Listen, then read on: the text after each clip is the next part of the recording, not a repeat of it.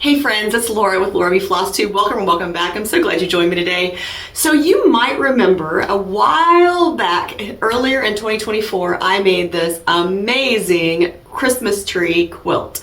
And it's going to be hanging in my living room for Christmas this year. The idea was to add something to it so I can hang ornaments from it. So I'm not even putting up a tree. I'm going to hang my quilt from my curtain rod that's on my living room wall, and I'm going to hang my favorite ornaments off of the quilt, and then I'm going to put the presents underneath, and we're going to call it Good for Christmas. So this was such a fun idea. And I really enjoyed doing the quilt top, and I really enjoyed quilting the quilt, and I, with the help of my brother, added many layers of batting underneath the tree portion of the quilt in the center to make that tree really kind of puff up, which is going to be miraculous and amazing when it's hung, to see that little puffiness of the tree in the center of this quilt. So what I'm working on today is attaching the ornament hangers, and I thought I might share this with you because I don't know if you made a Christmas tree quilt. I don't know if you ever plan on doing it, but you might have something, a wall hanging of some sort that you want to hang something from, and this would be a great way to do it. So what I have done is I have ordered myself a whole bunch of jean tack buttons, and I'll put the link in the description box down below. I got them from a little company that one of my friends, thank you so much Pam, told me about. They were very cost effective. They come in all different colors. I got silver and gold because, you know, Christmas and silver and gold. So what I'm working on is getting these attached to the quilt. I actually have quite a few on there, and I went through a few different ways to do this, and I finally found one that's gonna work well and save me a lot of pain and anguish. So I thought, hey, I should share this with you. All right, so without further ado, I'm gonna take you down and swing you down because I am on the floor. I'm gonna let you know what tools I'm using, how I'm prepping underneath and on top of this.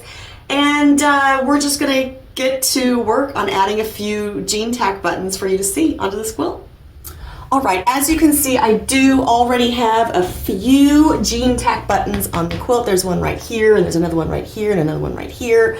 I do have some further up too. So I'm just kind of working my way down the tree. Now, underneath my quilt, I have a cutting mat because I want to protect my floor. For a lot of reasons, mostly because I don't want to ruin my floor, and because I don't want to have to explain to my husband, I was working on a quilt and I ruined the floor. So I also have over here in a couple little containers, I have my silver and my gold jean tack buttons. They're just kind of sitting off to the side because I just kind of grab them as I need them. I have two hammers because I've kind of converted one. But I do have two little hammers. I'm actually using Making Memories hammers. These were part of a toolkit for scrapbooking back in the day, and they're just a nice little hammer. I don't need much more than this. It's just like a little craft hammer, but if you don't have one of these, a regular lightweight hammer will do the trick. I'm also using another one just because I don't want to have to keep going back and forth with this. On the tip of this hammer, I have put a little button Teflon piece. So if you've ever done the covered buttons, look in your stash because you may have one that will fit over the end of your hammer. And this is just because I don't want to hit this tack with a metal hammer, because if I do that, then I'm gonna scratch it up and I'm gonna scar it up. So I just put this little rubber Teflon piece over the end of my hammer. If you had a rubber mallet, that would work just as well. The other thing that I'm using is, this is also a scrapbook tool, but it's a Making Memories, a little hole punch tool. It's like the smallest one I could find. I did try a larger one, like for an eyelet if you scrapbook, and it was just too big. So I went down to the little bitty one. It's just a little bitty fine hole. And so I'm just going to find the next place I want to put my next button, or my jean tack button. Make sure my mat is underneath. And this is going to be loud, so prepare yourself. I'm going to put this on here with the one without the cover. I'm going to make that hole, make sure it went through,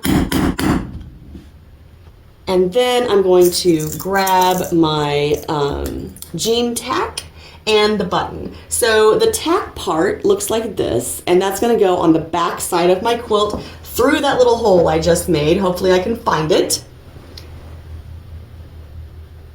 I will say with the tool that I'm using now, it's much easier to do that. I was first trying to use like a paper piercer or an awl, and that was not working very well. Now I'm just gonna kind of push this down on there just to get a little steady. Give it one little whack to get it set. I probably over whack, but this is just where we're at. So if you need some stress relief, go find a wall hanging and some jean tack buttons and attach some of these things to it. All right, so I'm just going to do another one or a couple more of these just to kind of show you the process a few more times before we wrap up today. This is going to be pretty quick and easy, but like I said, I just wanted to share this idea just in case you had something that you thought, man, I would like to have a hanger on that. And I did not check where my mat was at. I should have, but I do have a mat underneath it, thank goodness. Just gonna let's flip this over so we can find the hole. Ugh. My little sloths are so cute, but not, because they're kind of hard to find the holes in these because everything looks like eyeballs. Oh, there it is. Alrighty. I'm just working that little tack through to the front side, and it is just poking up right there. And grabbing a gold one this up. I already have it out here. One to get it set. And I don't know, was that 3 or 4? More to get it going. All right, so I don't want these right in a straight line across my quilt, and I am going to make sure my mat is underneath where I'm going to go next. I have an 18 by 24 inch mat underneath here. I can definitely feel the edge of it. I know the edge is here, and so we're gonna move it over just a smidge so I know it's gonna go fine for the rest of my tree branch here. Alrighty. Maybe we'll do a few more, just for fun. Are you having fun watching? I'm having fun. Alright. You know, I have 1, 2, let's go. I'm kind of looking where the ones up here are at too, and just kind of looking to see, like thinking about how my ornaments are going to hang. So I think we're going to go right about in here. And again, I don't want them all even, so maybe we'll go up with this one, up and over.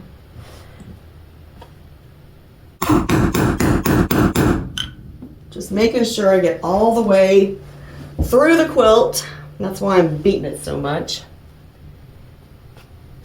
And you know, you could take a straight pin or something so you could find it.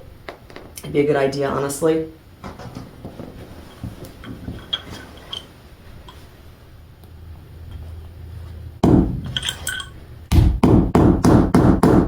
Whoop.